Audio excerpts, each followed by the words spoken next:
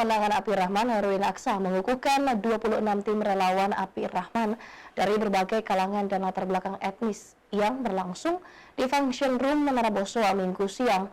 Dalam pengukuhan tersebut, Erwin Aksa disematkan songkok khas Kesultanan Buton.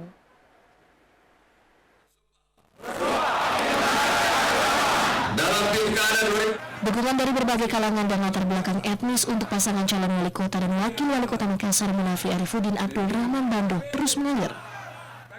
Warga Makassar asal Buton, Mandar, dan Jawa berikrar untuk memenangkan Api Rahman di Pilwali Makassar 2020 dengan ditandai pengukuhan relawan yang berlangsung di Function Room Menara Bosowa Minggu siang.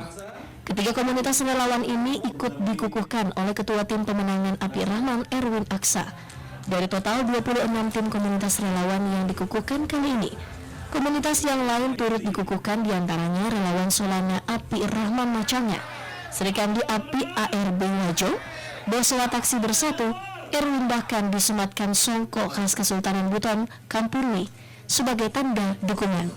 Dalam sambutannya, Ketua Tim Pemenangan Api Rahman Erwin Aksa mengajak para relawan Api Rahman ini untuk memaksimalkan kerja-kerja penjaringan.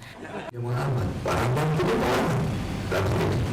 Tetapi kalau pemimpinnya ingin mendengar, kalau pemimpin ingin mendengarkan semua pakar-pakar dan semua masyarakat, saya yakin Kota Makassar bisa dipimpin dengan baik seperti Api Rahman.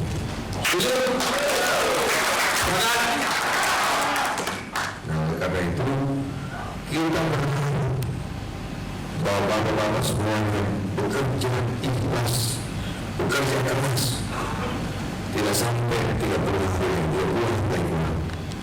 November akan masuk, Desember akan 10 pemilihan. Selain itu, dalam pengukuhan ratusan relawan ini, Erwin Aksa juga mengambil sumpah relawan untuk bekerja memenangkan Api Rahman dalam kontestasi Pilwali 2020 ini. Tim Liputan Selebas TV.